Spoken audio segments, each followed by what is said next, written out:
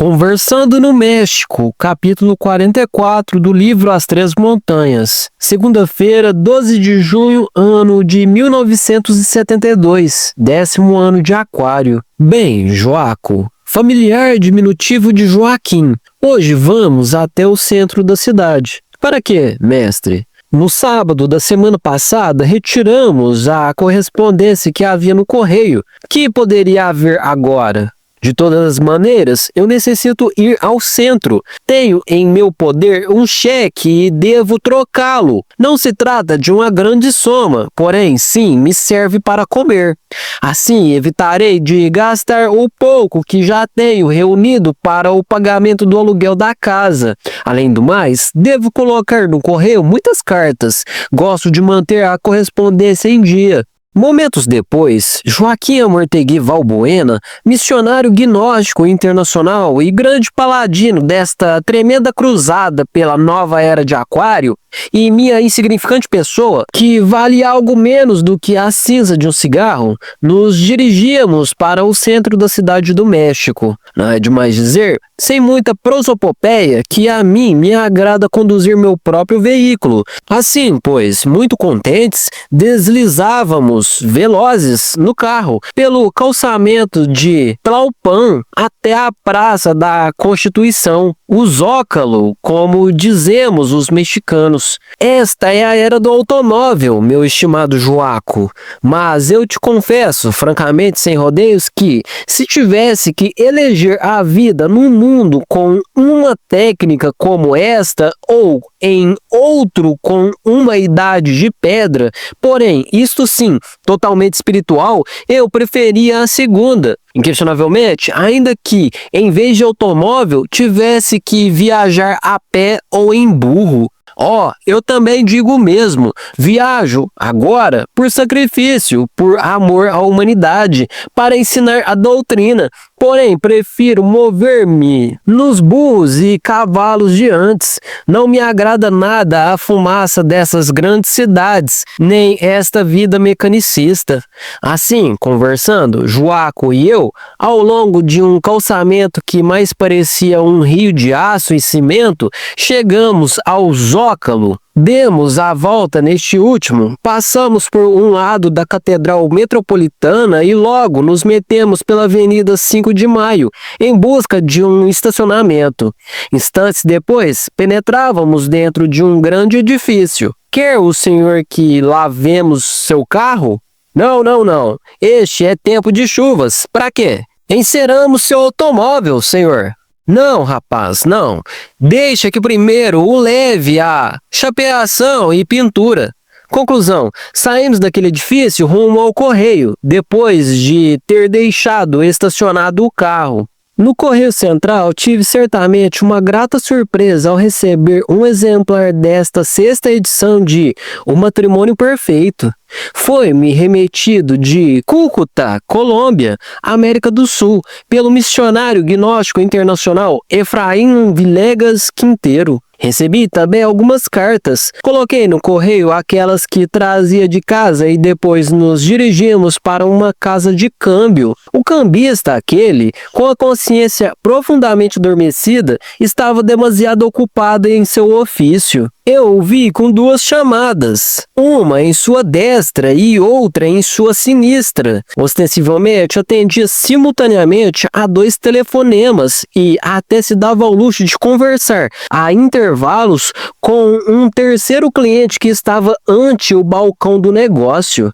Obviamente, aquele pobre humanoide intelectual de psique subjetiva achava-se não somente identificado com tudo, senão também tremendamente fascinado e sonhava o tempo todo. Falava esse homúnculo racional sobre valores, cotações, moedas, ouro, enormes somas, cheques, riquezas, etc. Afortunadamente, não foi necessário aguardar muito tempo. Seu secretário me atendeu diligentemente. Instantes depois, saímos desse lugar com algum dinheiro no bolso. Não era muito, mas sim o suficiente como para a comida de uns quantos dias mais. Caminhando passando outra vez pela famosa Avenida 5 de Maio, senti a necessidade de convidar Joaco para tomar um pequeno refrigerante. Este, ainda que é de pouco comer, por consideração a mim, não declinou o convite. Indubitavelmente, encontramos um formoso lugar. Quero me referir ao Café Paris. Uma elegante garçonete acerca-se de nós. Que vão pedir, senhores? Traga-me, senhorita, disse-lhe, um suco de morango e um pedaço de pastel de queijo. Eu, disse Joaco, quero tão só um suco de mamão. Escutadas essas palavras dos cavalheiros, a dama se retira para reaparecer momentos depois com as mencionados pedidos, saboreando muito lentamente o delicioso refrigério, extraindo desses manjares seu elemento espiritual. Entre ambos, Joaco e eu, entabulamos o seguinte diálogo. Eu te conto, Joaco, que já me vou aproximando do final do meu livro intitulado As Três Montanhas. Certamente só me falta uma introdução à terceira montanha, 3 capítulos da ascensão e a conclusão. Então, já o senhor está acabando este trabalho. Sim, Joaco, sim. O interessante de tudo isto é que agora me toca apelar para a Lemúria. Como? A Lemúria? Por quê? É claro que nesta reencarnação só cheguei até o cume da segunda montanha. Entretanto, naquele arcaico continente Mu, ou Lemúria, outrora situado no vasto Oceano Pacífico, passei pelas 3 montanhas. Então, inquestionavelmente, consegui a liberação, mas renunciei a toda a felicidade e fiquei neste vale de lágrimas para ajudar a humanidade.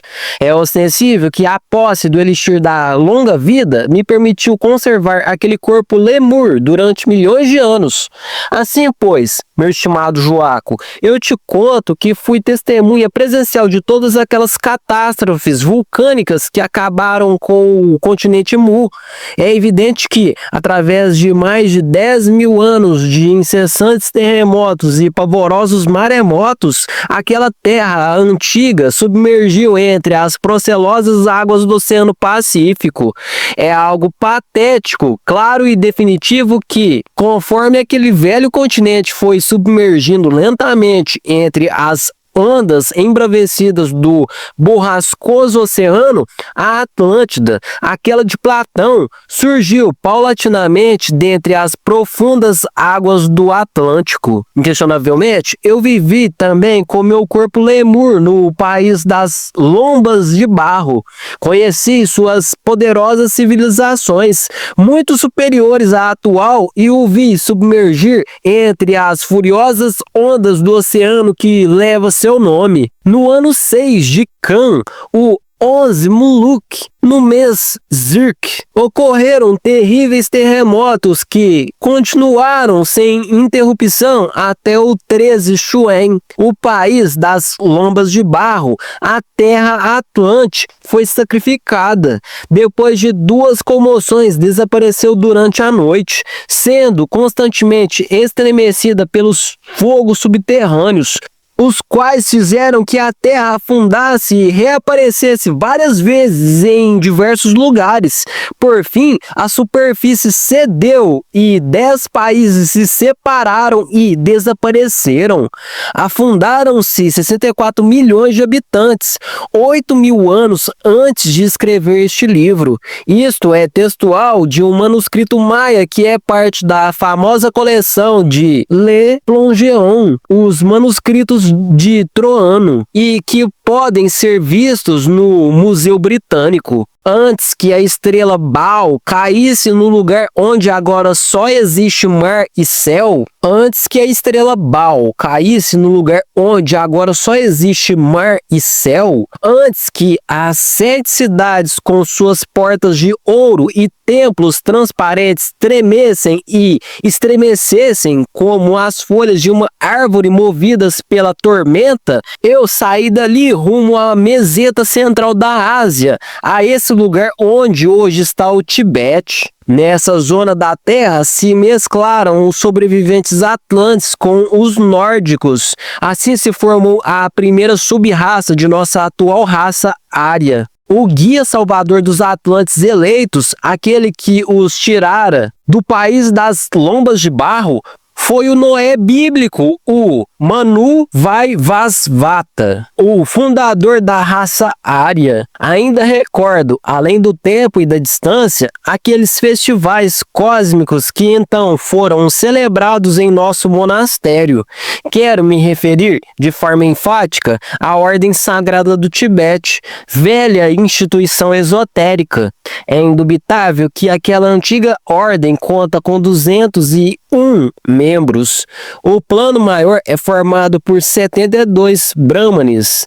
Inquestionavelmente, então, Benemétria, organização mística, conserva o tesouro do Aryabharta Ashram. Por aqueles tempos, era eu sempre recebido ali com muita veneração. Exótico resultava vivendo com um corpo lemur em pleno mundo ário. Desafortunadamente, o diabo em qualquer lugar mete o rabo e sucedeu desgraçadamente algo insólito. Voltei às minhas antigas andanças, reincidência no delito. Enamorei-me outra vez da Eva sedutora da mitologia hebraica e traguei o fruto proibido. Resultado, a grande lei me tirou tão precioso veículo e de vida em vida fiquei como um judeu errante sobre a face da terra. Agora sim, mestre, sinto-me mais pequeno que uma formiga, como nada. Não compreendo. Se o Senhor dissolveu o ego, o mim mesmo, quem poderia ser o tentador? De que forma caiu? Ó Joaco, em nome da verdade, quero que tu saibas que, quando o eu é dissolvido, fica no seu lugar a mente. Indubitavelmente, esta foi a causa causorum de minha caída. Isto é algo inusitado, não entendo. Coisas passionais. Enamorei-me, incorri no mesmo erro do Conde Zanoni. Isto é tudo. Tal donzela de misteriosos encantos para mim estava proibida. Entretanto, devo dizer que, rendido, caí aos pés da fêmea deliciosa. Minha divina mãe Kundalini me levou, posteriormente, ao interior de uma caverna, na profundidade da montanha.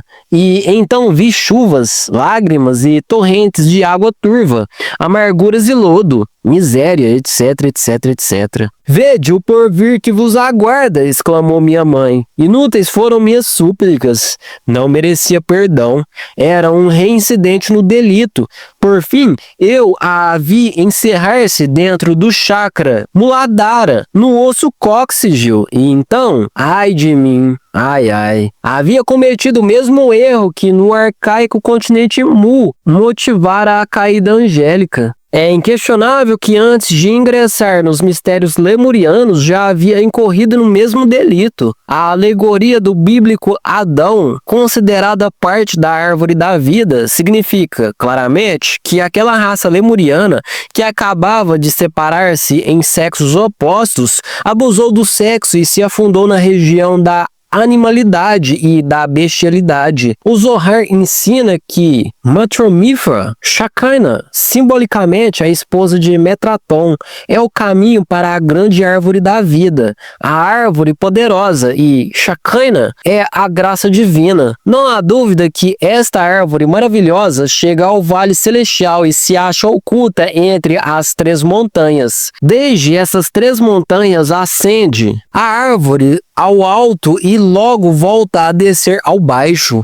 A árvore do conhecimento do bem e do mal cresce das raízes da árvore da vida. Os Jnanis Bodhisattvas, reencarnados em lemurianos corpos, reproduziram-se mediante o poder de Kriya Shakti, o poder da vontade da yoga, atributos de Shiva, o lingam negro embutido no Ione. Inquestionavelmente, o arquierofante e arquimago não derrama jamais o vaso de Hermes. Quando os Jnanis, entre os quais estava eu mesmo, cometeram o crime de derramar esse vidro líquido, flexível, maleável da alquimia, afastaram-se de sua mônada divina, assassinaram o deus Mercúrio, caíram na geração animal. Estou assombrado. Por que, Joaco? Por quê? Fui acaso o primeiro que caiu ou o último? Helena Pletovina Blavatsky diz que na A Doutrina Secreta que Samael foi o primeiro a cair, mas isto é simbólico, é ostensível que sou Jane Bodhisattva. O quinto dos 7, e por tal motivo se diz que Samael foi o primeiro a cair. Afortunadamente, já estou de pé, apesar de haver reincindido no mesmo delito. Quão diferente foi o caso de muitos desses outros Janes caídos na geração animal? Recordemos a Moloch, o grande homicida, agora evoluindo espantosamente nos mundos infernos. Recordemos a Andremelech e a seu irmão Asmodeu, 2 tronos precipitados ao Averno. Eu acreditava que depois da liberação, toda caída seria impossível. Tu te equivocas, meu estimado Joaco. No cosmos sempre existe o perigo de cair. Somente entrando no imanifestado Sat, o espaço abstrato absoluto, desaparece todo o perigo. Concluída a conversa de sobremesa, chamamos a senhorita que humildemente atendia à mesa dos senhores. A conta, senhorita?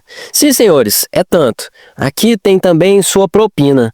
Muito quietinho saímos desse suntuoso lugar em busca do carro, ambulando outra vez sob a luz do sol por essa famosa Avenida 5 de Maio. Ocorreu-me dizer: o grave, ó Joaco, é a abominável ressurreição do ego animal depois da caída. Inquestionavelmente, o mim mesmo ressuscita como a ave fênix de suas próprias cinzas.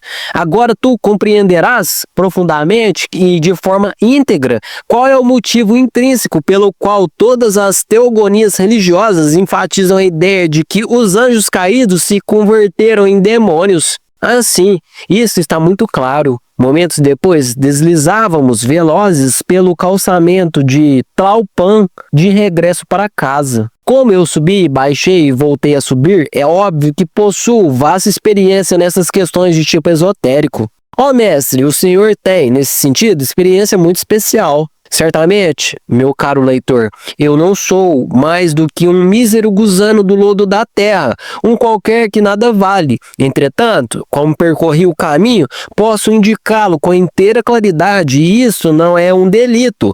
Concluiremos o presente capítulo com aquela frase de Goethe: toda teoria é cinza e só é verde a árvore de dourados frutos, que é a vida.